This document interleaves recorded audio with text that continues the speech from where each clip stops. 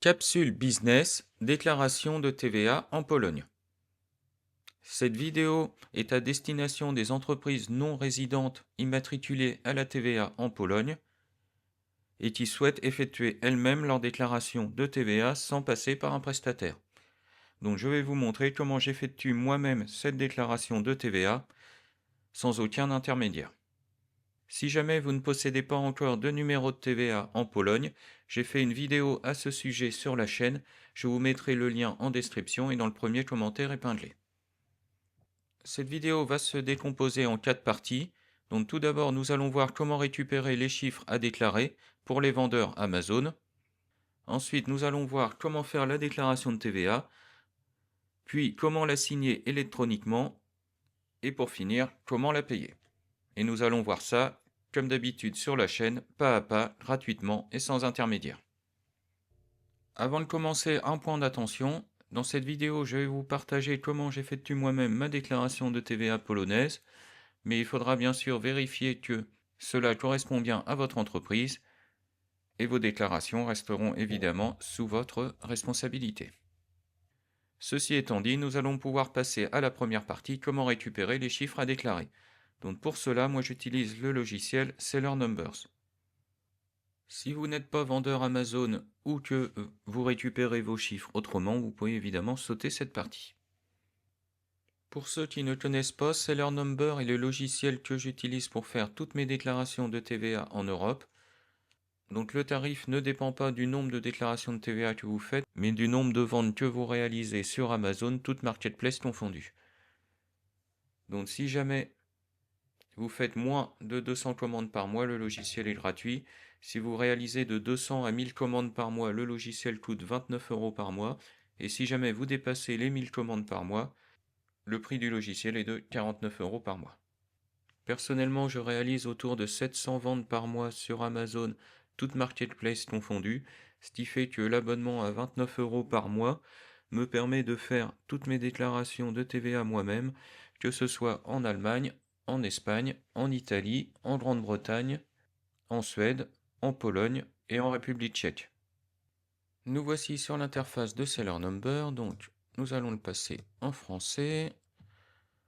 Donc moi j'ai déjà créé un compte, mais sinon c'est très simple, pour créer un compte il suffit juste de rentrer son adresse email et un mot de passe. La création de compte est gratuite. Donc ensuite on va se connecter, donc on va le repasser en français. Dans Seller Number, pour récupérer les chiffres pour faire votre déclaration de TVA, donc vous avez deux possibilités, soit passer par l'onglet commande, soit passer par l'onglet rapport de TVA. Donc on se base sur deux fichiers différents que vous obtenez tous les deux dans le Seller central, en sachant que vous avez à la fin évidemment les mêmes données. Donc si on passe par exemple par les rapports de TVA, donc là on voit que pour l'instant je n'ai aucune donnée, donc je vais faire importer un rapport de TVA. Donc on va choisir un fichier, et là on a l'information pour savoir comment récupérer les fichiers des rapports de TVA. Donc il faut aller sur le Seller central dans la partie rapport, expédié par Amazon, TATS, rapport des transactions Amazon liées à la TVA. Et on choisit le mois qui nous intéresse. Donc, nous allons aller tout de suite sur le Seller central. Donc, dans le menu de gauche, nous allons aller dans la partie rapport, expédié par Amazon. Et tout à gauche, nous allons choisir la partie TATS, rapport des transactions Amazon liées à la TVA. Et là, nous allons choisir le mois qui nous intéresse, donc ici le mois de mai 2026, et nous allons demander le téléchargement du fichier CSV. Donc là, c'est un rapport que j'avais déjà demandé, donc je n'ai plus qu'à le télécharger directement.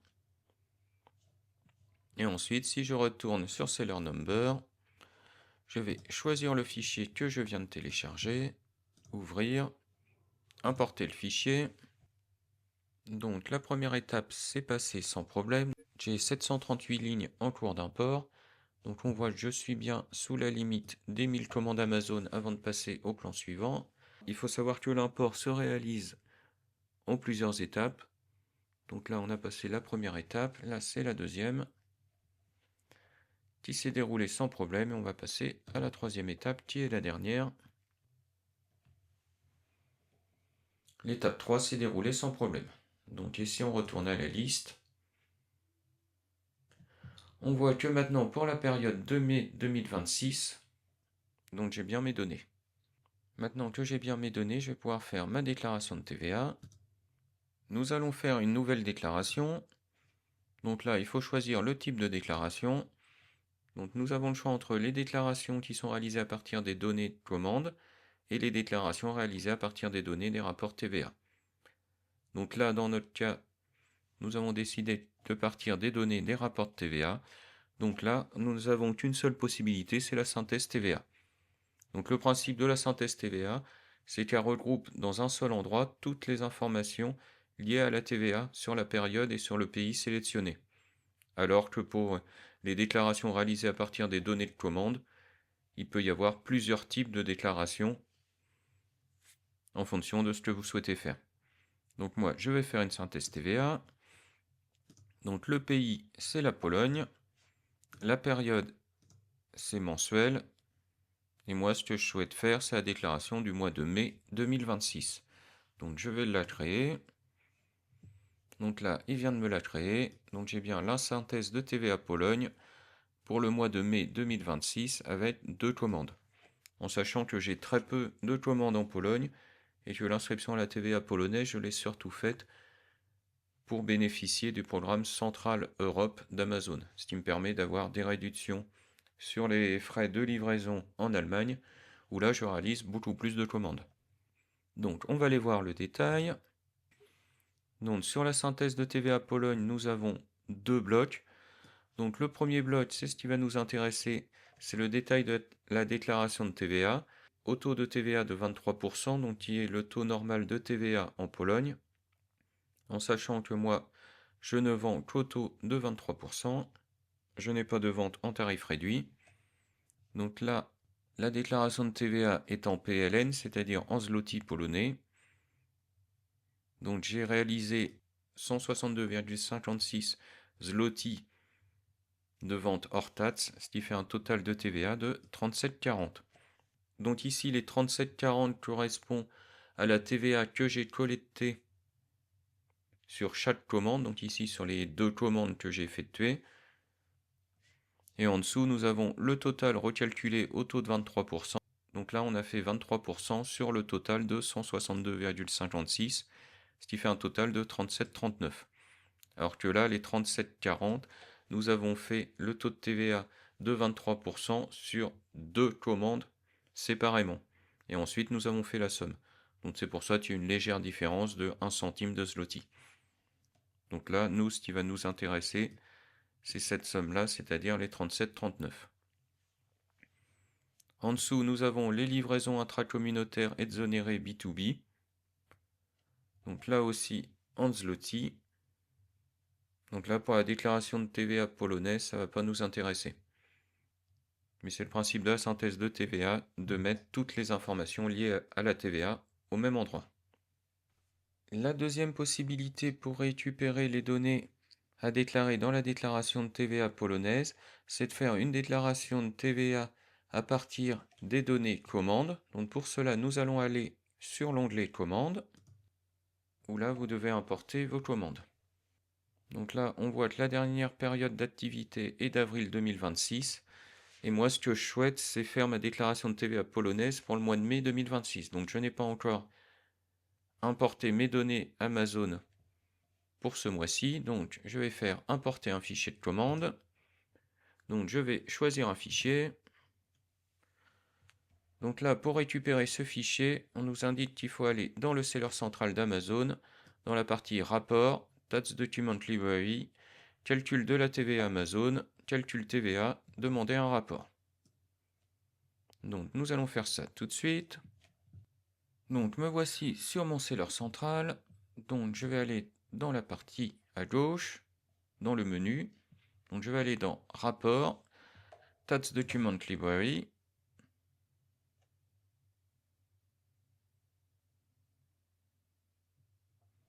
Dans la partie calcul de la TVA par Amazon. Type de rapport calcul TVA. Et là je vais choisir le mois de mai, donc du 1er au 31 mai, et ensuite je fais demander un rapport. Donc moi je l'avais déjà fait avant car j'en ai eu besoin, donc je vais télécharger le rapport directement, et je vais pouvoir retourner sur Seller Number. Je vais choisir mon fichier, le Tax Report, importer le fichier. Donc la première étape s'est bien passée. Donc là, il m'indique que j'ai 703 commandes qui sont en cours d'insertion. Donc là, je suis bien en dessous des 1000 commandes Amazon qui m'auraient obligé à passer au plan suivant. Donc je vais pouvoir passer à l'étape 2.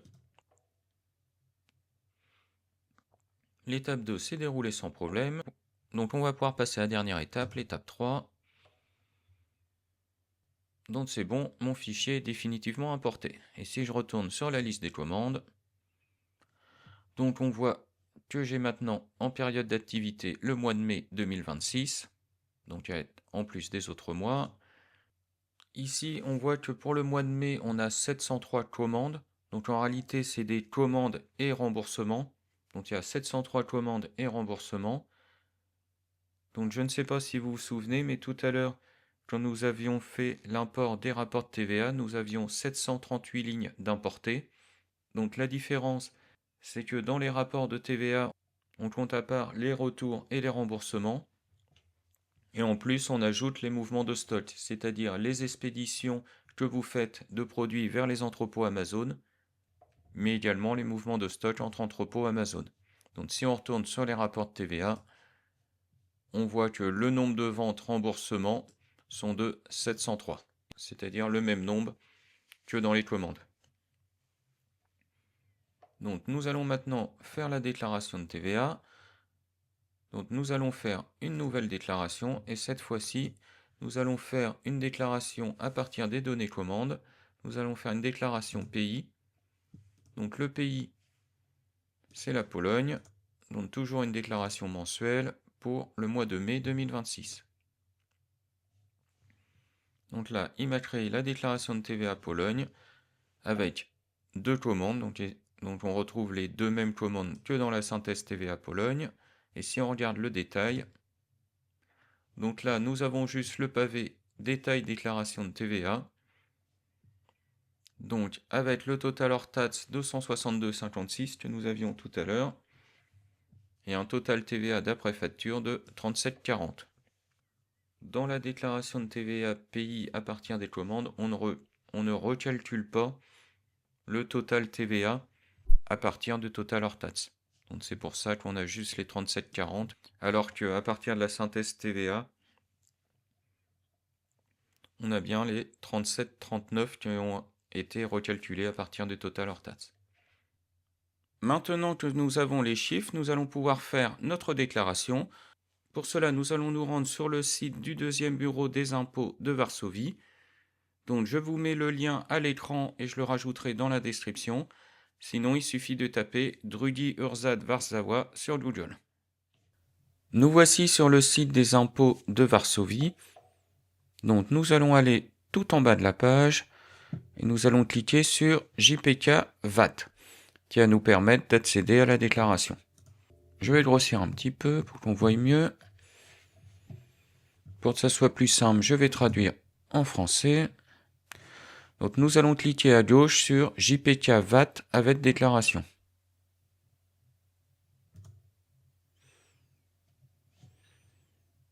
Et moi je passe par outils gratuits.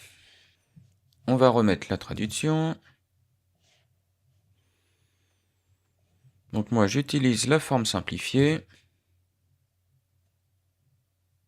Donc là on a le choix de sélection du formulaire, donc soit le V7M, soit le V7K.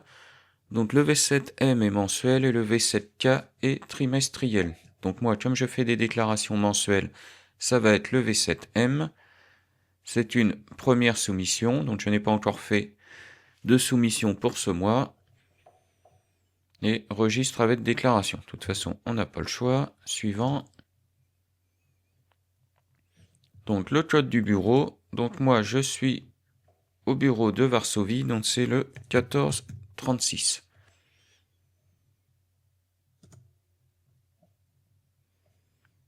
Donc c'est bien mensuel et la période, ça va être pour le mois de mai 2026. Suivant. Deuxième page. Sujet, personne physique ou personne non physique. Donc moi, c'est pour mon entreprise. Donc c'est une personne morale. Numéro d'identification fiscale, c'est le NIP. Nom et prénom, donc là, ça va être le nom de l'entreprise. Donc capsule business.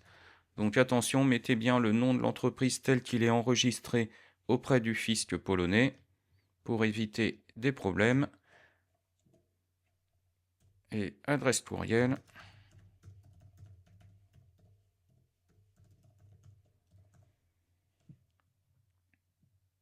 Et numéro de téléphone est facultatif. Donc nous allons pouvoir passer à la page suivante. Donc là, on arrive dans données de vente. Donc on va ajouter un élément. Nouvelle entrée record de vente. Donc c'est-à-dire nouvel enregistrement. Donc code du pays d'origine. Donc ça c'est facultatif. Numéro d'entrepreneur. Donc ça c'est un numéro permettant d'identifier l'acheteur. Donc moi je mets BRAC qui veut dire non disponible. Nom de l'entrepreneur, je mets ce terme polonais qui signifie vente au détail. Donc preuve de vente. Donc ça c'est le numéro de preuve de vente. Donc moi je mets un numéro générique. Donc ici je mets Amazon Pologne 2026 pour le mois de mai. Donc je remplace par 0,5. Date d'émission, donc je mets le dernier jour du mois. Donc moi je vais mettre le 31 mai.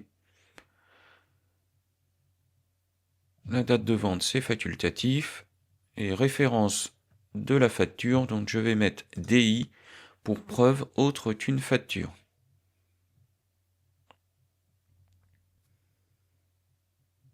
Donc je n'ai pas de correction. Et là, ce qui va être intéressant, c'est le montant de la base d'imposition et de l'impôt dû. Donc là, je vais remettre les sommes que j'avais dans Seller Number. La base d'imposition, c'est le total hors taxe. Donc moi, j'ai 162,56, ce qui fait une TVA de 37,39. Donc évidemment, les montants sont en zloty, c'est-à-dire en PLN, la monnaie polonaise. Donc sauvegarder et retourner. Donc là, il m'a bien mis ma ligne. Amazon mai 2026. Donc pas de numéro d'entrepreneur, nom de l'entrepreneur, vente au détail, impôt dû 37,39. Donc tout est bon, je vais pouvoir passer à la page suivante. Donc c'est ici que vous rentrez les enregistrements d'achat, c'est-à-dire si vous avez fait des achats en Pologne. Donc moi personnellement je n'ai rien acheté en Pologne et je n'ai pas de frais en Pologne. Sinon il faut cliquer sur ajouter un élément. Donc là aussi on retrouve les mêmes champs, code du pays d'origine, numéro du fournisseur. Donc là j'imagine que si vous avez acheté quelque chose en Pologne, vous devez avoir le NIP du fournisseur, le nom du fournisseur, avec un numéro de facture que vous mettez dans la preuve d'achat.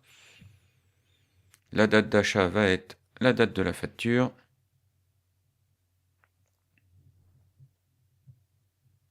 Et la référence de la facture, ça sera soit OFF, facture visée à l'article 106 NF.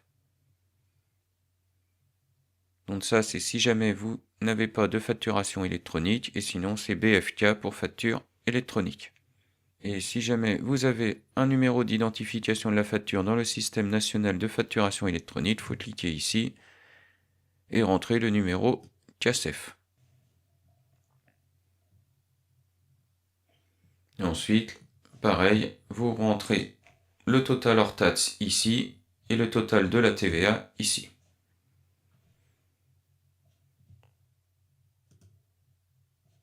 Donc, moi, comme j'en ai pas, je vais sortir. Donc moi, je n'ai pas d'achat. Je vais faire suivant. Donc là, il m'a arrondi, donc je dois 37 PLN. Je n'ai pas de TAT sur les intrants. Donc je dois payer 37 PLN.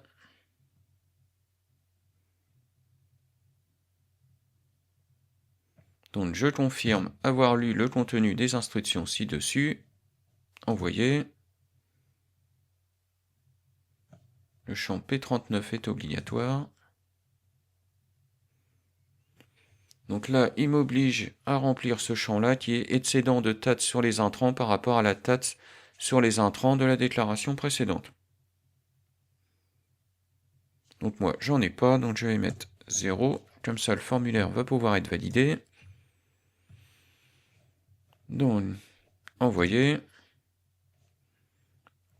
Attention, une fois arrivé à l'écran suivant, vous ne pourrez plus écrire de données sur le disque. Donc vous pouvez enregistrer une copie des données dans un fichier XML. Donc on va toujours enregistrer. Ça fera une sécurité.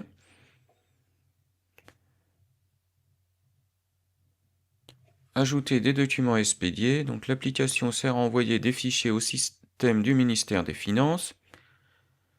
Car là, nous avons fait notre déclaration, mais pour l'instant, elle n'est pas encore envoyée au fisc polonais. Donc là, j'ai bien ma déclaration, la JPK V7M, donc qui est correcte. Donc on va pouvoir passer à l'étape suivante. Donc là, je dois signer les documents. Pour l'instant, elle n'est pas signée. On voit bien que dans signature, il y a non. Donc on va signer les documents. Donc là, on me demande de choisir entre signature qualifiée, signature de confiance ou montant du revenu. Donc moi, je vais utiliser une signature qualifiée car je possède un certificat personnel qui va me permettre de signer le fichier XML.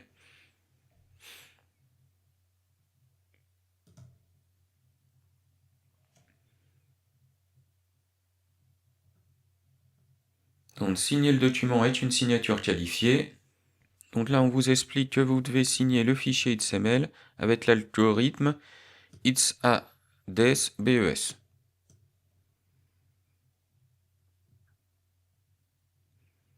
Pour signer un fichier avec une signature qualifiée, téléchargez le fichier sur votre disque. Selon le nombre de fichiers sélectionnés, un fichier zip ou XML sera enregistré. Si vous avez un fichier zip, il faut le décompresser, en sachant que moi, je n'ai qu'un seul fichier XML, donc je n'aurai pas besoin de le décompresser.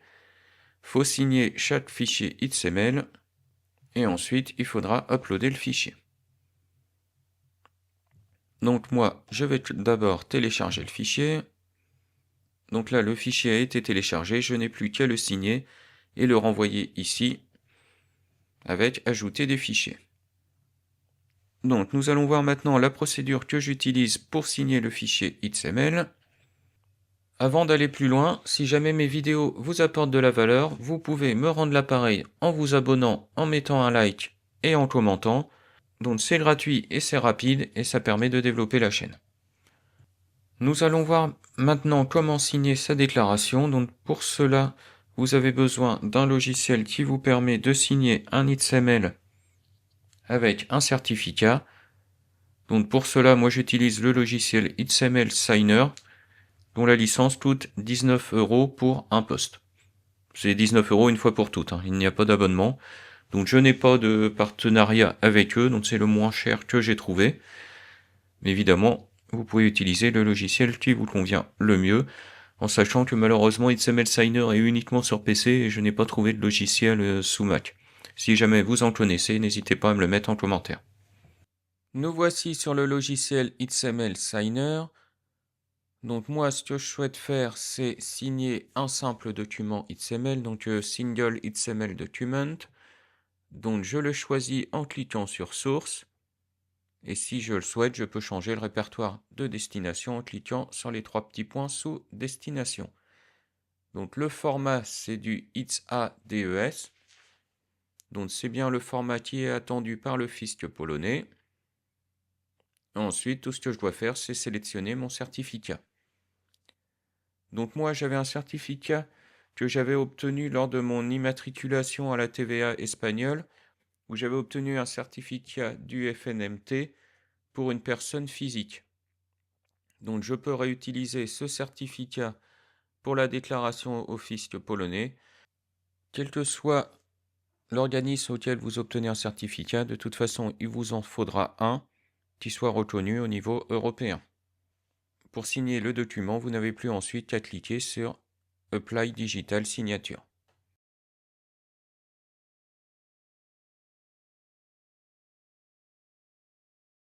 Maintenant que nous avons notre fichier signé, nous allons pouvoir l'envoyer. Donc je suis retourné sur la page du fisc polonais où nous étions tout à l'heure. Donc je vais faire ajouter des fichiers. Je choisis mon fichier signé.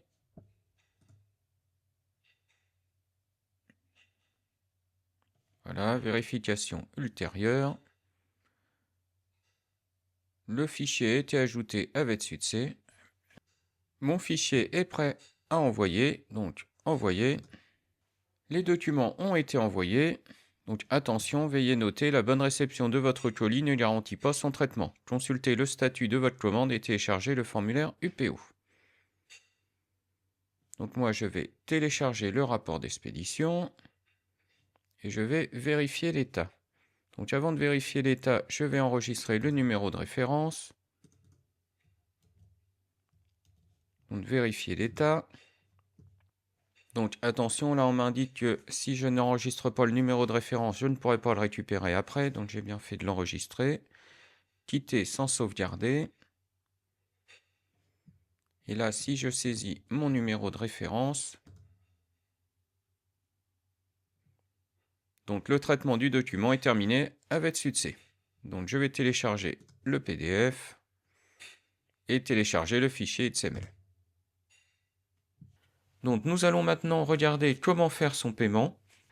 Pour cela, nous allons nous rendre à cette adresse URL que je mets à l'écran, sur lequel nous allons pouvoir récupérer l'IBAN du compte sur lequel nous allons devoir faire notre virement en zloty. Je mettrai le lien en description.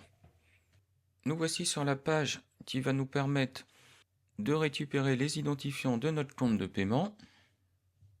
Donc on peut le récupérer via notre numéro d'identification fiscale de l'entreprise, c'est-à-dire notre NIP. Et ça va nous permettre d'avoir notre micro-compte fiscal. Donc je rentre le NIP, je fais générer et j'obtiens l'IBAN de mon compte de micro-dépôt. Donc c'est sur ce compte-là que je devrais faire mon virement. Donc il ne reste plus qu'à faire le virement. Donc attention, c'est un virement en PLN, c'est-à-dire en zloty polonais. Il faut le faire sur le compte micro-fiscal que vous venez d'avoir. Et pour le libeller, de toute façon, vu que vous avez un compte micro-fiscal dédié à votre entreprise, le fisc polonais sait que c'est vous qui payez. Mais moi, je rajoute quand même un libellé, par exemple VAT mai 2026 pour la TVA de mai 2026. La vidéo s'arrête ici. Si elle vous a apporté de la valeur, vous pouvez me rendre l'appareil en vous abonnant et en mettant un like. Vous trouverez sur la chaîne de nombreuses vidéos qui vous expliquent comment s'enregistrer à la TVA et comment déclarer sa TVA soi-même dans de nombreux pays d'Europe. Donc n'hésitez pas à faire un tour sur la chaîne si c'est une thématique qui vous intéresse.